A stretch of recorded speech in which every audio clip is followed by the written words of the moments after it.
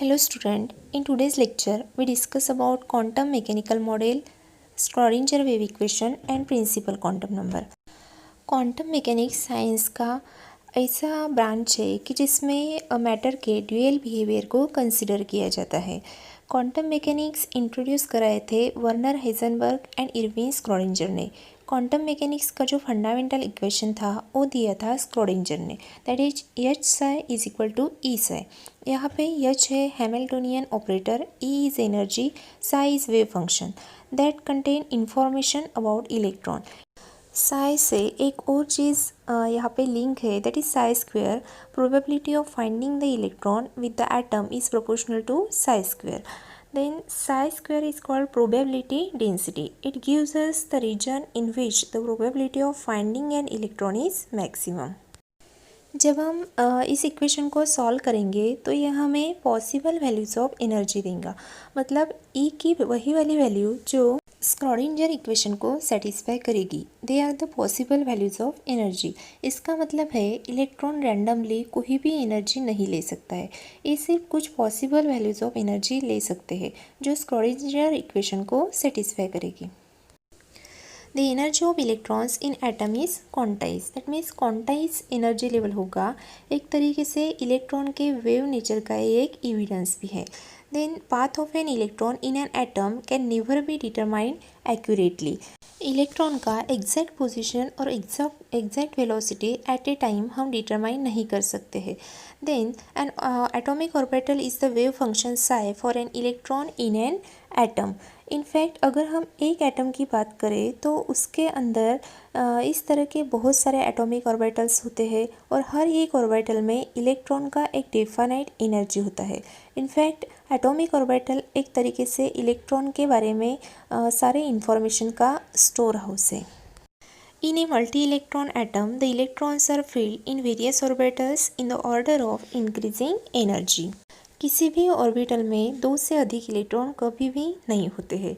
Probability of finding an electron at a point within an atom is proportional to the square of the orbital wave function, that is psi square at that point. psi square हमें बताता है कि कहाँ पर electron की probability कितनी होगी। psi square को हम कहते हैं प्रोबेबिलिटी डेंसिटी।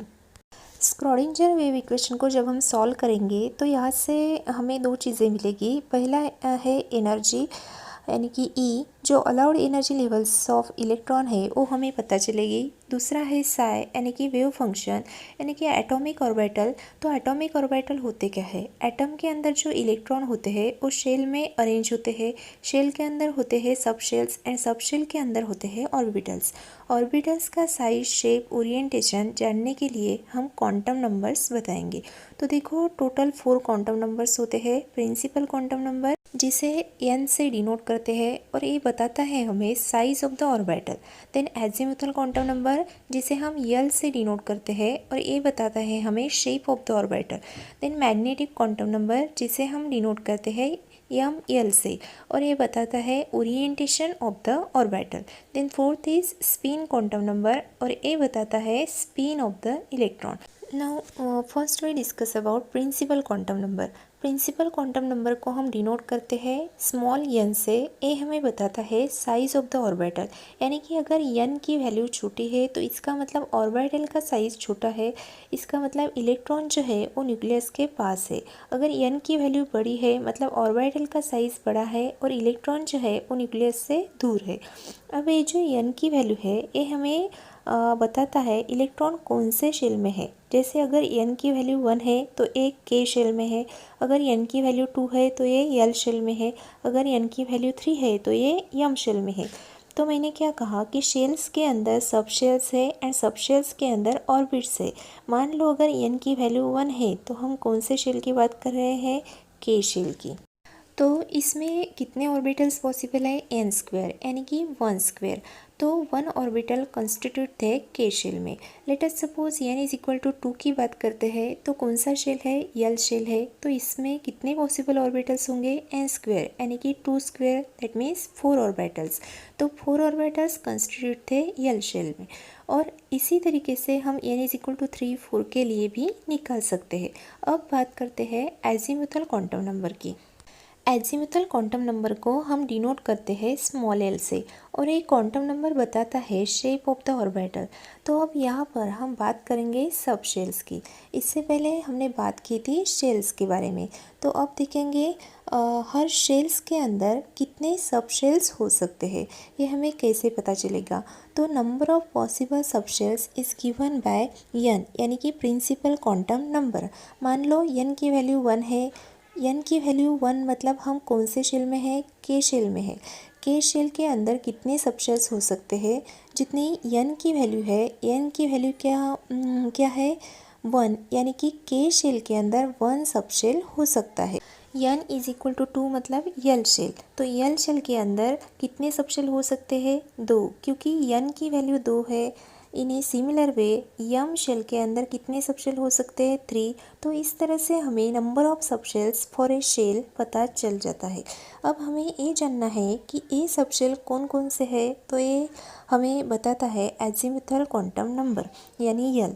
तो अब देखते हैं कि यल की वैल्यू कैसे चेंज होती है जैसे जैसे एन की वैल्यू चेंज होती है। अब ये देखते हैं कि जो एजीमुथल क्वांटम नंबर है यल, ये कौन कौन सी वैल्यूज़ ले सकता है।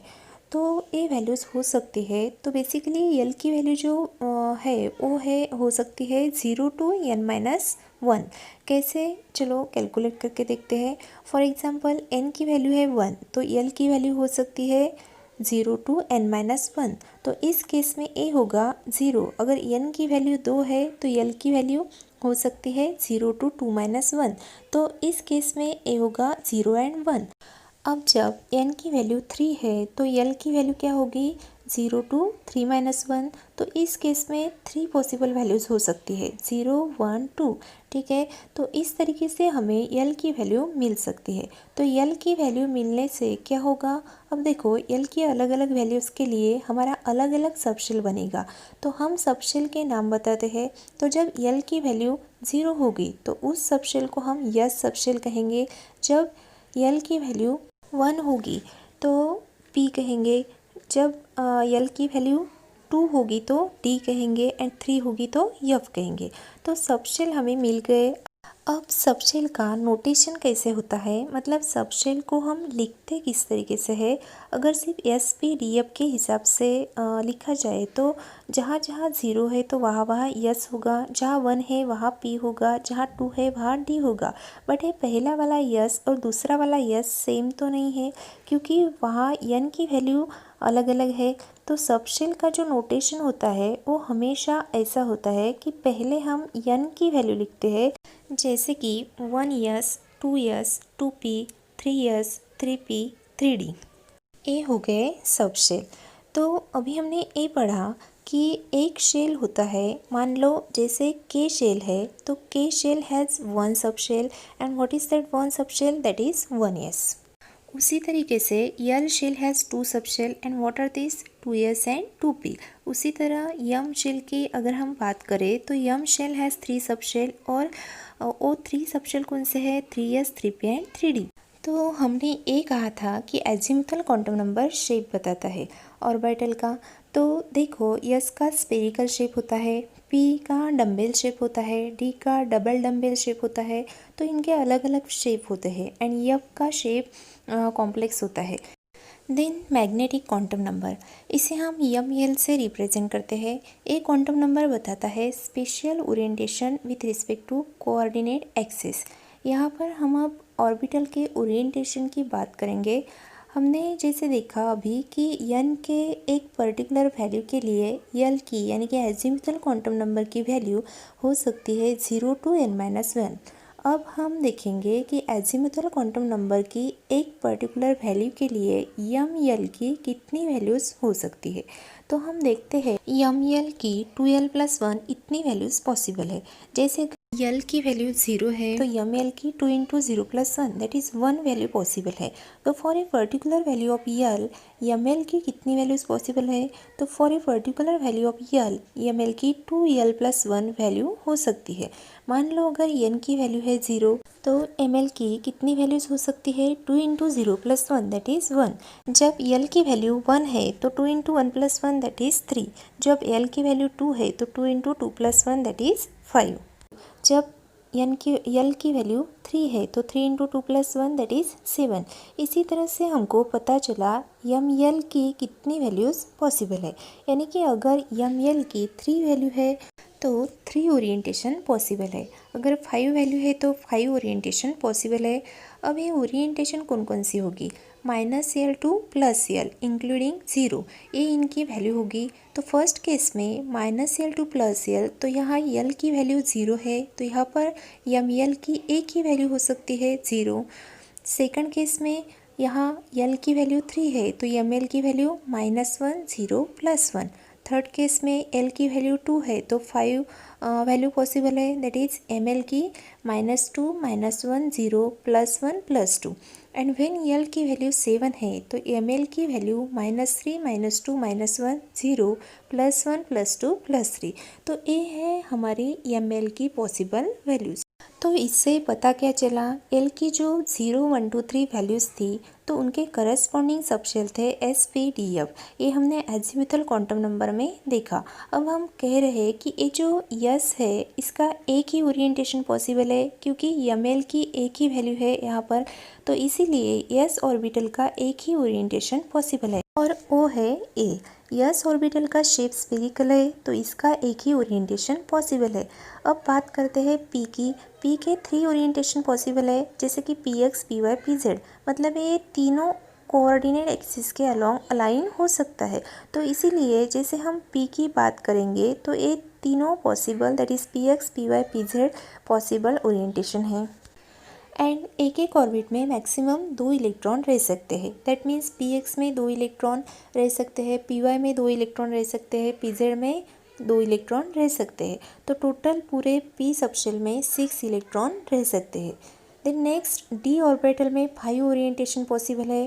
ओ है dxy dyz dxz dz² dx² -y²। तो ये 5 ओरिएंटेशन डी के लिए पॉसिबल है। उसी तरह से एफ के केस में टोटल 7 ओरिएंटेशन पॉसिबल है।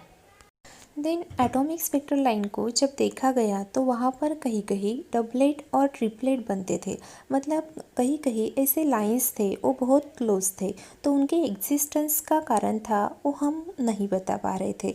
तो क्या हुआ कि कुछ 2 साइंटिस्ट थे, जॉर्ज उलेनबेक एंड गोल्डस्मिथ, उन्होंने कहा कि ये 3 क्वांटम नंबर काफ़ी नहीं है, एक और 4th क्वांटम नंबर है जिसे कहा गया spin quantum number. Spin quantum number का कंसेप्ट कुछ इस तरह से था कि अगर मान लो 2 इलेक्ट्रॉन है जिनका principal azimuthal and magnetic quantum number same है, बट 2 इलेक्ट्रॉन सेम नहीं है बिकॉज ऑफ स्पिन। इलेक्ट्रॉन जो है न्यूक्लियस के चारों तरफ घूम रहे हैं, बट ये अपने एक्सिस के अबाउट भी घूम रहा है। तो हम कहते हैं स्पिन के 2 वैल्यूज़ पॉसिबल है, एक स्पिन अप एंड एक स्पिन डाउन। स्पिन अप का हम डिनोट करते हैं अप एरो से एंड स्पिन डाउन को हम डिनोट करते हैं डाउन एरो से। तो अब देखो एक ऑर्बिटल के अंदर मैक्सिमम 2 इलेक्ट्रॉन हो सकते हैं। अब ये दोनों इलेक्ट्रॉन का principal quantum number, azimuthal quantum number and magnetic quantum number same होगा, क्योंकि सेम ऑर्बिटल में है दोनों। तो अलग क्या होगा इनका स्पिन, अगर एक इलेक्ट्रॉन का स्पिन अप होगा तो दूसरे इलेक्ट्रॉन का स्पिन डाउन होगा। तो स्पिन के 2 वैल्यूज़ पॉसिबल है, दैट इज़ +12 एंड -12।